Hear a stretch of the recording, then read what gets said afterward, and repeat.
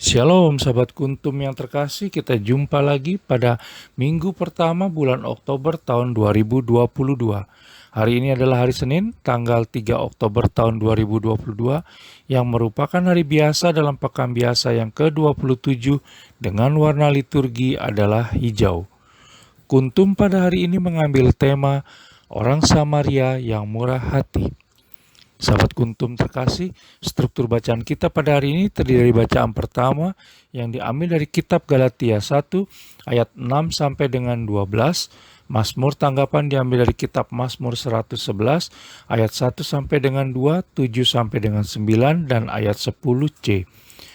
Bait pengantar Injil diambil dari Injil Yohanes 13 ayat 34, dan bacaan Injil sendiri pada hari ini diambil dari Injil Lukas 10 ayat 25 sampai dengan 37.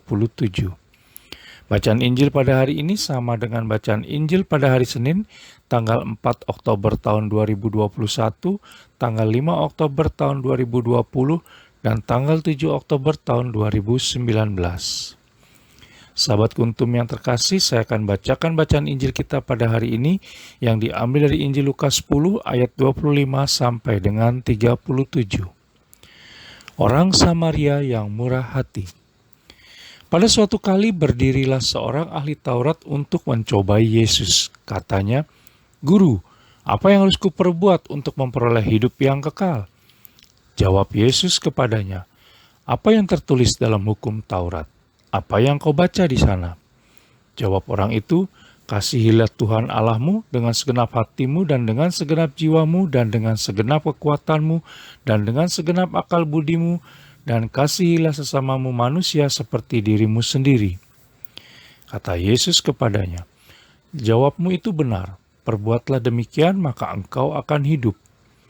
Tetapi untuk membenarkan dirinya, orang itu berkata kepada Yesus, "Dan siapakah sesamaku manusia?" Jawab Yesus, "Adalah seorang yang turun dari Yerusalem ke Yeriko.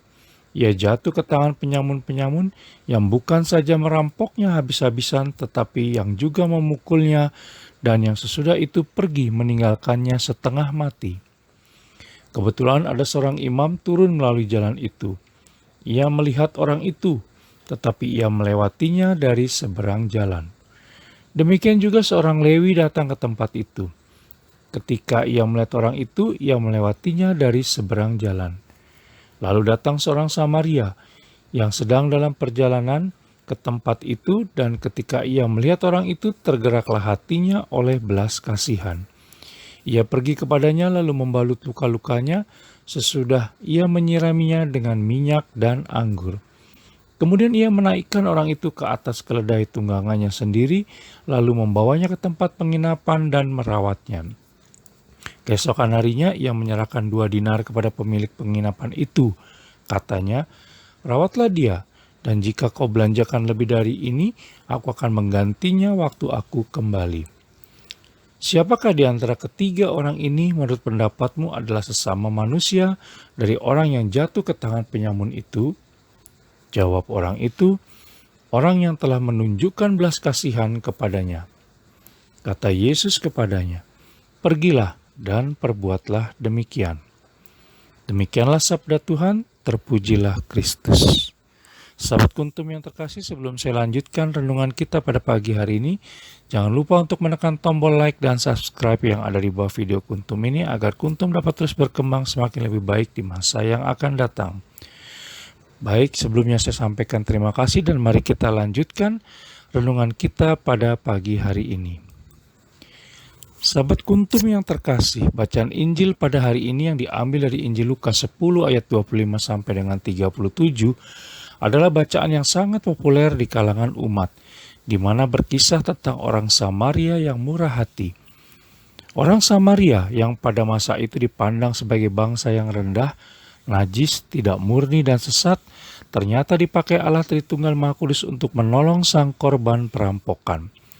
Sama seperti Bileam dalam kitab Bilangan 22 ayat 1 sampai dengan kitab Bilangan 24 ayat 25, sang dukun dari daerah Efrat yang dipakai Allah Tritunggal Maha Kudus untuk memberkati bangsa Israel dalam materi Injil pertemuan keempat bulan Kitab Suci Nasional BKSN tahun 2019.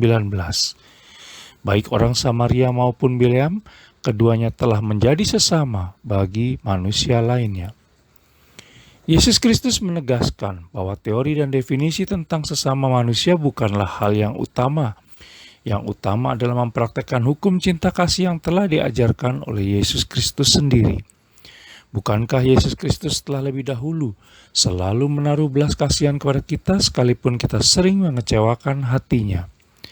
Bukankah iman tanpa perbuatan adalah kosong dan mati?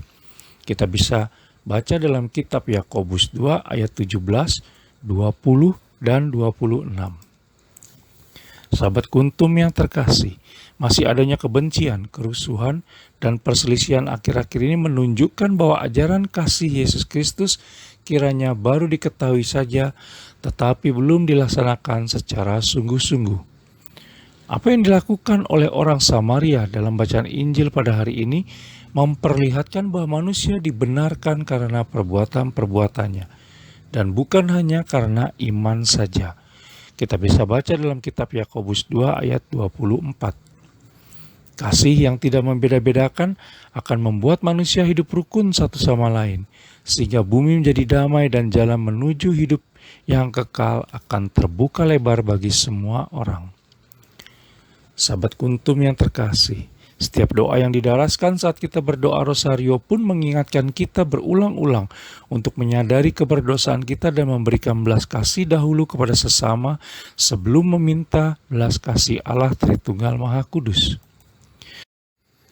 Sahabat Kuntum yang terkasih, selamat memasuki minggu baru, dan maukah kita belajar dari dan berusaha seperti orang Samaria yang murah hati, di mana tetap menaruh belas kasihan kepada sesama, terutama kepada yang sangat membutuhkan perhatian dan bantuan kita, tanpa mengharapkan balasan di sepanjang hari ini.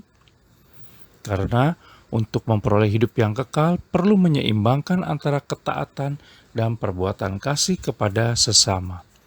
Sahabat Kuntum yang terkasih, bila ingin lebih jelas lagi, silakan melihat kepada deskripsi yang ada di bawah video Kuntum ini.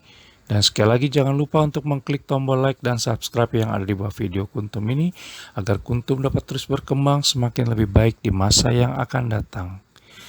Terima kasih, selamat memasuki minggu baru, selamat pagi dan salam.